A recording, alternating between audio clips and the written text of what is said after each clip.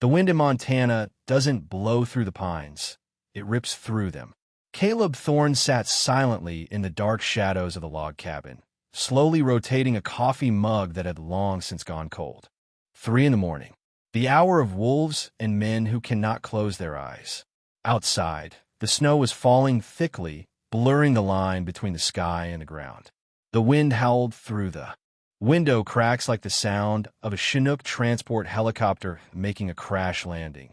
The rhythmic, rattling sound that still often dragged Caleb back to the dusty ravines on the other side of the globe. He took a deep breath, held the cold air in his chest, counted to 4, and exhaled. There was no helicopter, only snow, pine wood, and the solitude he had paid dearly to buy. Caleb stood up, his knees cracking. He walked over to the fireplace, tossing another log onto the glowing embers. The flame flared, illuminating the faint scars on the back of his hands and the gaunt face reflected in the black glass of the window pane. He was not old. 35 was not old, but his eyes looked as though they had lived through 3 different lives. A flash of light swept across the wooden wall. Caleb squinted. 2 sickly yellow headlights were struggling to tear through the heavy snow, slowly crawling up the winding trail to the cabin. Who would drive up here at this hour? In this weather, if not a madman or someone on the run? He didn't reach for the handgun resting on the mantelpiece. Instead, he went to the front door, his hand resting on the cold latch. He knew that engine sound, the characteristic groan of the old military truck's carburetor that Miller still hadn't bothered to replace. The door burst open, and the snow-laden wind rushed in like a rude, uninvited guest. Miller jumped out of the vehicle, his field jacket soaked, his breath puffing out in white clouds. He looked terrible, with sunken eyes and the desperate urgency of a man who had just done something illegal. Caleb stood blocking the doorway, not stepping aside. "You know my rules, Miller." Miller didn't stop for greetings. He circled the truck bed, shouting over the wind. I know you want to die alone in this dump, but I need help. Right now, I'm not on duty. I don't take jobs. Not a job. A favor." Miller yanked open the truck's tailgate. Inside, a large metal transport crate was tilted precariously amidst piles of ropes and jerrycans. The crate rattled violently, banging against the side of the truck with a screeching metallic sound. Caleb stepped onto the porch, the snow reaching his calves. He looked at the crate, then at Miller. "What did you bring up here?" Miller didn't answer immediately. He and Caleb hoisted the heavy crate down into the snow. It was heavier than it should have been, and a stench assaulted Caleb's nostrils. The smell of wet fur, rust, and a distinct odor he recognized instantly. The smell of fear. They dragged the crate into the cabin, placing it near the fireplace. Miller slammed the door shut, sealing off the storm outside. The space fell silent again, save for the crackling fire and Miller's ragged breathing. "Coffee?" Caleb asked, his voice flat, as if this were merely a social visit. Miller shook his head, his hands trembling as he pulled a thin, worn yellow folder from his breast pocket. He threw it onto the table. The cover was stamped with a vivid red seal. "Eliminate. Tomorrow morning is the deadline," Miller said, his voice hoarse. They signed the lethal injection. "Order." I can't do it, Cal." "Not to him." Caleb glanced at the crate. It was pitch black inside, not a sound. No growling, no barking, not even the sound of claws scraping the metal floor. "What is it?" "A mad dog. Worse. He's damaged goods." Miller gave a bitter laugh, wiping his face. "His name is Zeus. K9 Recon. Used to be the best I'd ever seen. But then, things happened. Now he's classified as an unstable asset. High risk of attack. No one wants to adopt a service dog with a broken mind." Caleb picked up the folder. The dry military jargon jumped out at him. Subject: K9M10. Name: Zeus. Breed: German Shepherd. Status: loss of behavioral control. Recommendation: euthanasia. "Why bring him here?" Caleb asked, his eyes still fixed on the word euthanasia. "Because you're the only person I know who doesn't care what that damn paper says." Miller looked straight at Caleb. "I need 2 days. I'm contacting a private rescue in Oregon. They can take him, but I need time to circumvent the regulations to get him out of state. I can't keep him on base. If the commanding officer sees him breathing tomorrow morning, I'll be court-martialed. You're asking me to keep a high-risk attack animal in my house, while I can't even sleep because of the wind? Miller was silent for a moment. He looked at Caleb with the shared gaze of soldiers, who had crawled through hell together. He didn't attack me, Cal. The report says he attacked his handler, but I watched the footage. He didn't bite. He just panicked. He's like you. Caleb slammed the folder onto the table. The sharp sound of paper hitting wood cracked in the air. I'm not a babysitter, Miller. Especially not for kids with 3-inch fangs. 2 days. I'll be back for him. Please. Miller didn't wait for a response. He knew that if he stood there 1 minute longer, Caleb would find a logical reason to refuse. He turned, opened the door, and plunged back out into the blizzard. Don't let him die, Cal. The roar of the truck engine faded, leaving Caleb alone with the storm and the silent metal crate looming in the middle of his living room. Caleb stood motionless for a long time. He hated surprises. He hated things that weren't part of the plan. His life here was built on absolute order. Wake up at 5, chop wood, check the fence line, read, and try not to think about the past. A canine dog condemned to death was not on that list. He walked over to the crate. The stench was stronger now, closer to the warmth of the fire. Caleb squatted down, maintaining a safe distance. He had worked with K9 teams. He knew the devastating force of a Malinois or a shepherd when they decided to tear a target apart. Their bite force could crush an arm bone like snapping a dry twig. Hey, Caleb said softly. His voice was low, non-threatening. There was no response, just heavy silence from inside the metal box. Caleb reached for the dagger tucked in his belt, placing it on the floor within easy reach. Just in case. He didn't want to kill the animal, but he also didn't intend to have his throat ripped out. In his own living room, his hand touched the crate latch. The metal was icy cold. If you're going to bite me, Caleb whispered, please do it quickly. I don't have health insurance. He flipped the latch. Click. The steel door creaked open. Caleb stepped back 2 paces, his muscles tensed, ready for a sudden lunge. He envisioned a snarling monster, red-eyed, frantic from confinement and betrayal. But nothing lunged out. A minute passed, only the crackle of the fire. Caleb frowned. He leaned in to look inside. In the darkest corner of the crate, he saw 2 amber glints, eyes. They were not staring at him defiantly. They were wide open, staring outward, alert but not aggressive. Come on out, Caleb said, his voice more patient. A black shadow stirred. The faint scrape of claws on the metal floor was barely audible. Slowly, very slowly, a massive head emerged from the crate door. It was a male German shepherd, enormous in size, his dark brown and black coat matted with dirt and neglect. But what caught Caleb's attention was not its size, but its posture. Its head was low, ears pressed against its skull, tail clamped tightly between its hind legs. It stepped out of the crate, 1 pace at a time, as if walking on thin ice. It was so gaunt that Caleb could count every rib beneath its rough fur. It still wore its heavy tactical collar. The patch reading Zeus frayed at one corner. Caleb remained in his defensive stance. Sit, he commanded, his voice sharp with military reflex. Zeus did not sit.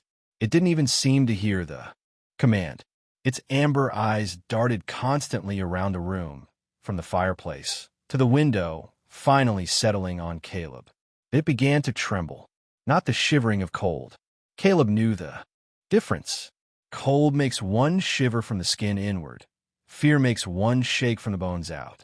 The dog's entire body convulsed spasmodically, its hind legs buckling as if unable to support its weight. Caleb relaxed his grip.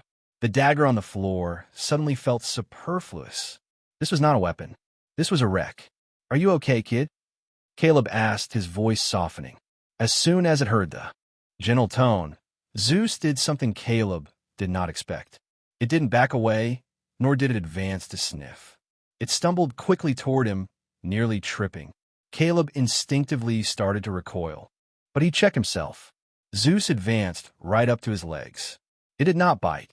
It jammed its large, heavy head into Caleb's knee. It pressed hard, very hard, as if trying to crawl inside him to escape. The world around it. Caleb felt the weight of the animal, and more importantly, he felt its heartbeat through his jeans. Thump, thump, thump, thump, thump, thump, fast and erratic. Caleb was stunned. He looked down at the dog's head. According to the documents, this was a violation of personal space, a sign of dominance or a precursor to attack. But his own body told him a different truth.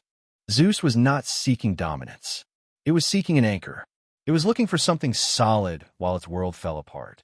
A strong gust of wind hit the cabin wall, making the window rattle violently.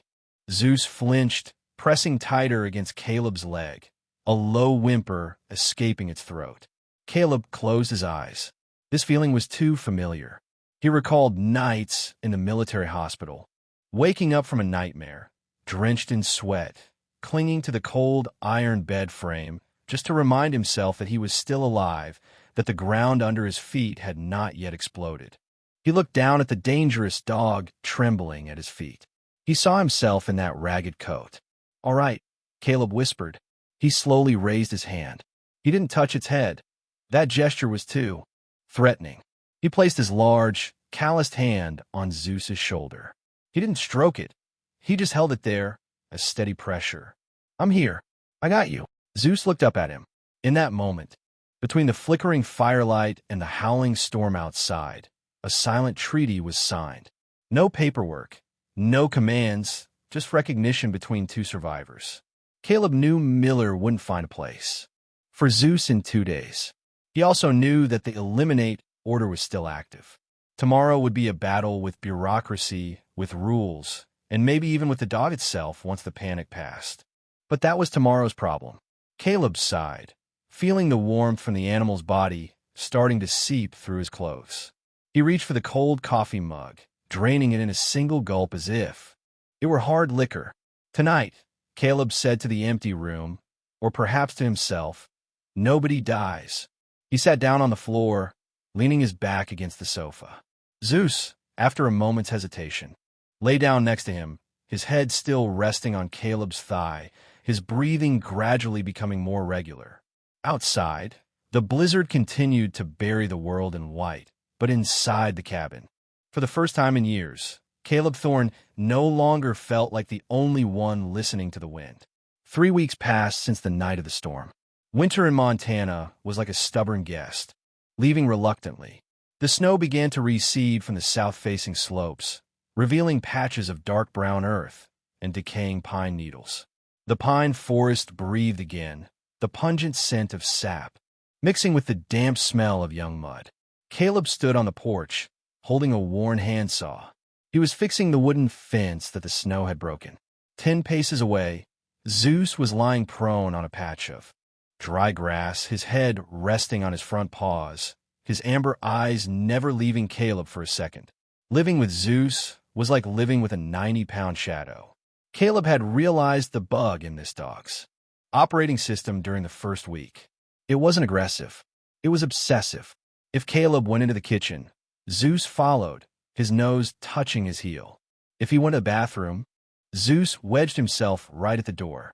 If he sat down to read, Zeus would find a way to have at least part of his body touching Caleb, a paw, a tail, or his large head resting on Caleb's foot. In the military, they called this pathological dependence. In a world of wild animals, it was a fatal weakness. But in this solitary cabin, it became a strange language that Caleb was trying to decipher. "I'm going to get more nails," Caleb said, not looking at the dog. He turned and headed toward the shed. Immediately, the crunching sound of dry grass came from behind. Zeus had gotten up and was following, maintaining a precise distance of 5 feet. Caleb stopped, sighing. He turned around, raised his palm, fingers closed. A silent signal. "Stop." Zeus halted. It tilted its head, ears perked up, trying to understand his intention. It didn't sit, but it didn't take another step. "Good." Caleb nodded slightly. He didn't use words. He had realized that loud, sharp military Commands only made Zeus cringe or become agitated. Silence was the only thing Zeus trusted. Caleb entered the dark shed. The smell of machine oil and sawdust hit his nose. He rummaged in a cabinet for the box of nails. Clang! A hammer fell from a shelf onto the concrete floor. The sharp sound echoed in the narrow space. Outside, a short, sharp bark rang out, followed by the sound of claws, desperately scraping the ground. Before Caleb could turn around, Zeus burst into the shed doorway, panting, eyes wide as it scanned every corner. It ran straight to Caleb, slamming into his thigh, nearly knocking him off balance. It circled him, whimpering, checking to see if he was injured. "I'm fine." "Zeus, stop it!" Caleb snapped, pushing the dog's large head away. Zeus wouldn't stop. It licked his hand, then rammed its head against his hip again, forcing him back toward the doorway. "Cut out!" Caleb yelled louder. Zeus froze, its entire body rigid. It tucked its tail, backed up 2 steps, its gaze shifting from anxiety to fear. It retreated into a dark corner of the shed, trembling. Caleb stood there, still holding the box of nails, feeling a wave of frustration. Not frustration at the dog, but at himself. He had broken the rule of silence. He had responded with anger to its clumsy concern.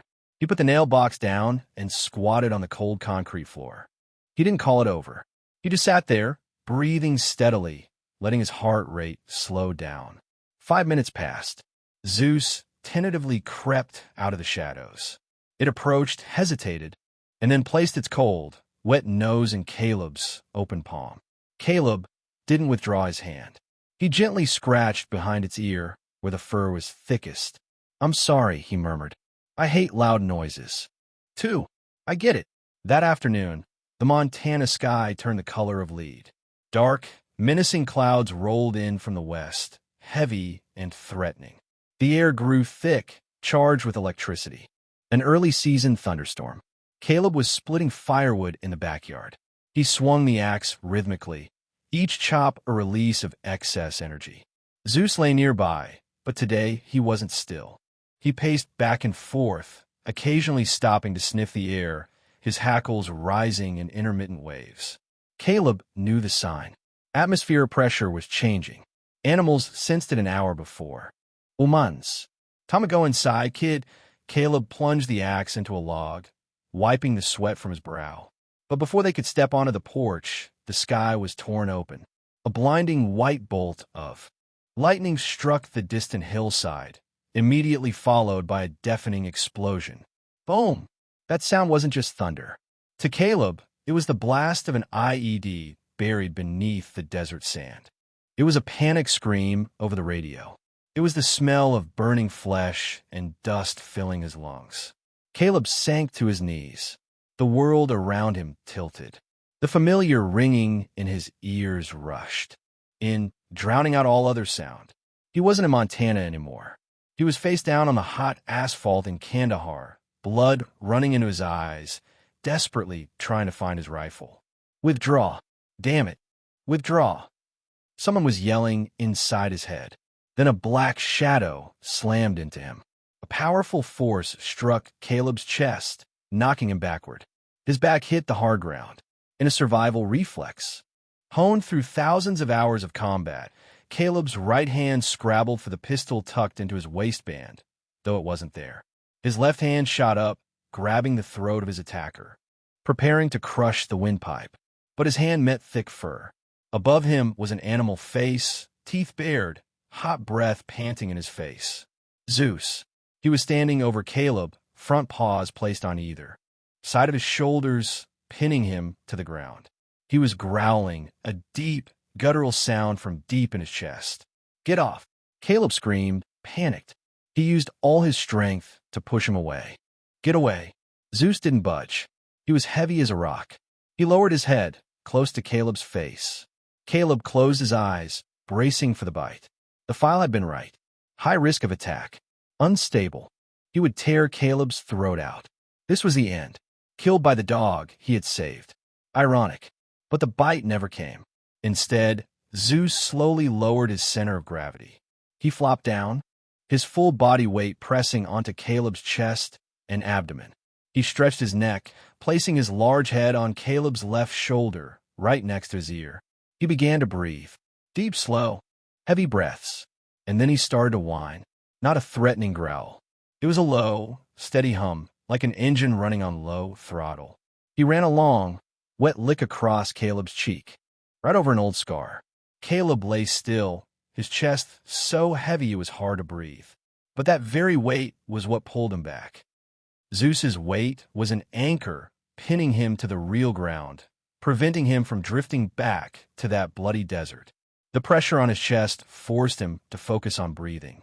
The sensation of rough fur against his chin, the distinct smell of wet dog, the warmth emanating from his body. It was all too real, too present. The ringing in his ears gradually vanished. The thunder still rumbled in the distance, but it was just thunder. Caleb opened his eyes. The gray sky of Montana appeared. The first raindrops began to fall cold on his face. Zeus was still lying on top of him, motionless. His eyes were closed, ears pressed flat, his whole body also trembling slightly with each crash of thunder. Caleb relaxed the hand that had been gripping the dog's hackles. He realized something profound. Zeus was not attacking him. He was protecting him, or perhaps protecting both of them. In the world of therapy that Caleb had been coerced into and then quit, there was a term, deep pressure therapy, using body weight to soothe an overstimulated nervous system. Professional service dogs are trained for years to do this. But Zeus was not a service dog. He was a war dog. He had never been taught how to comfort. So why? Caleb looked at the side of the dog's face pressed against his neck. He saw a long scar running from its ear down its neck, the mark of barbed wire or a piece of shrapnel. He suddenly understood. Zeus didn't learn this in training school. He learned it from pain. When he panicked, when his world exploded, the only thing that calmed him was contact, pressure, the feeling of not being left alone in the void. He had done this to his former handler. He had lunged at the man when the explosion went off, trying to pin him down, trying to shield him, trying to find shared safety. But in the chaos of the battlefield, that clumsy, instinctive act had been misinterpreted as an attack.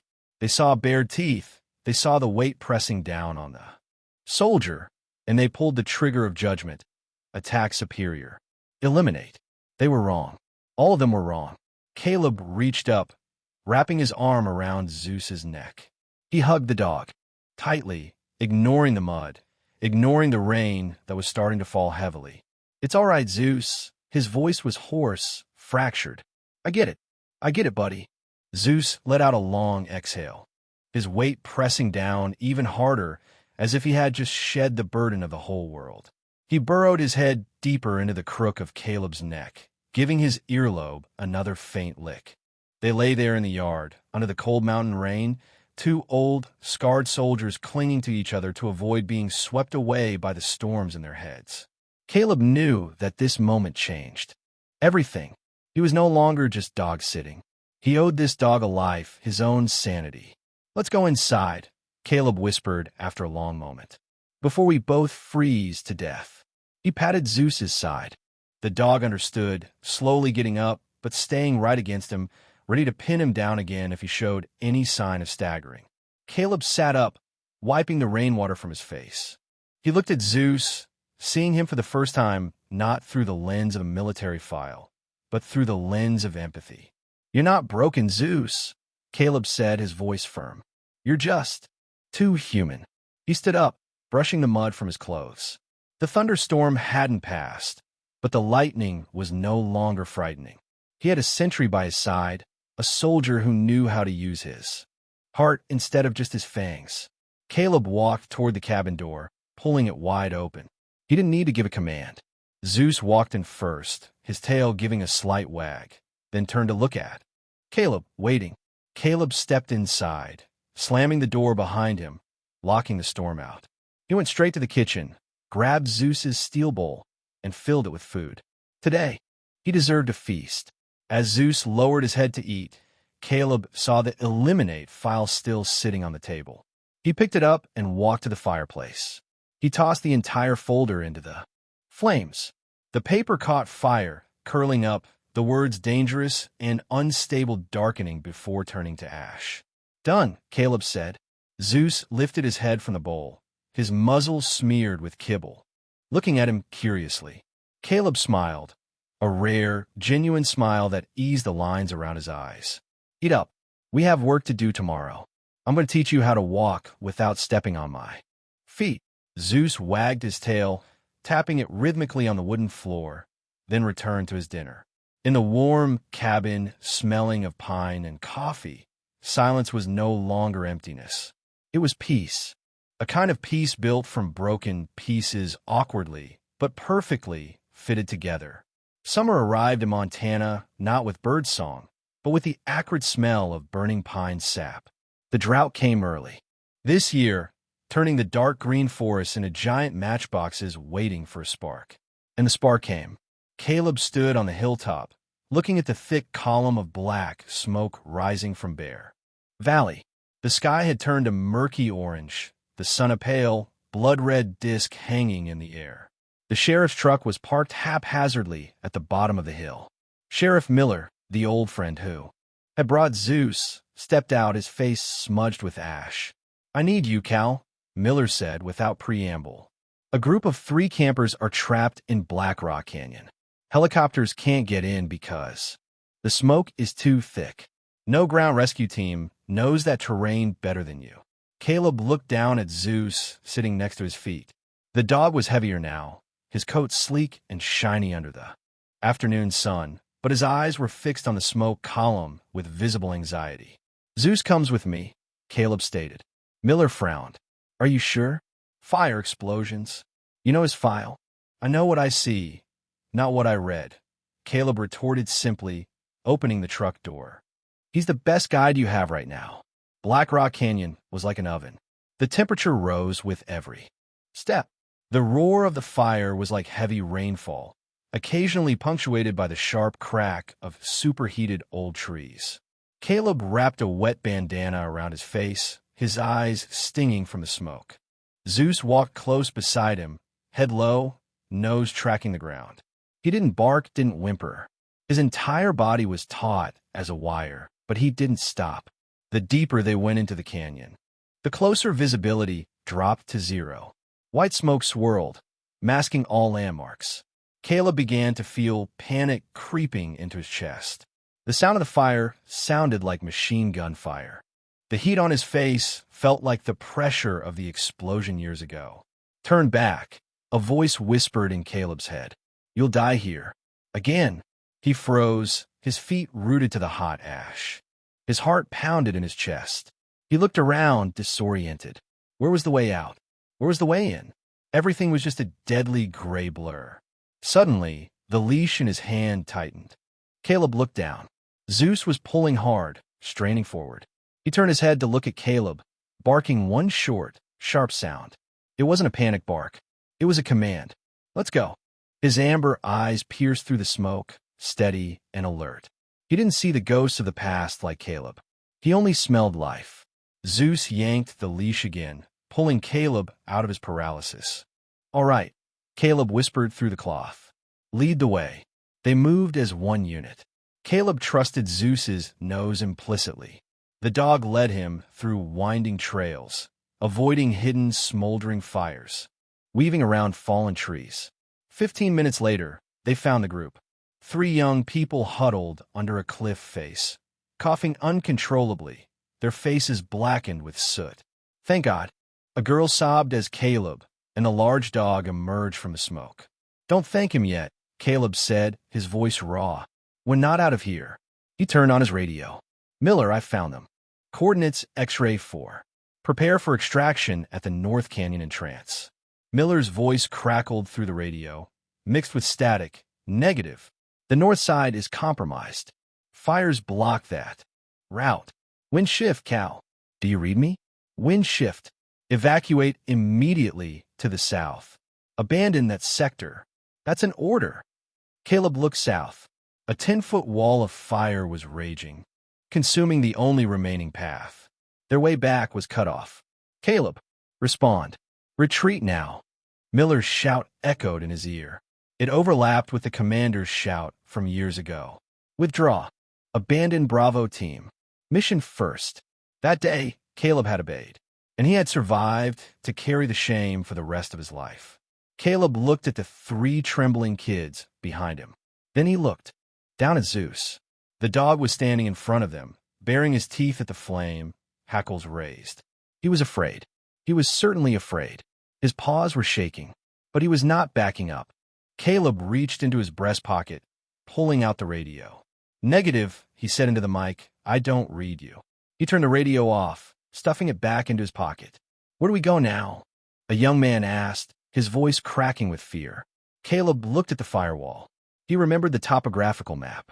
Behind that wall of fire about 50 yards was the dry creek bed that led out.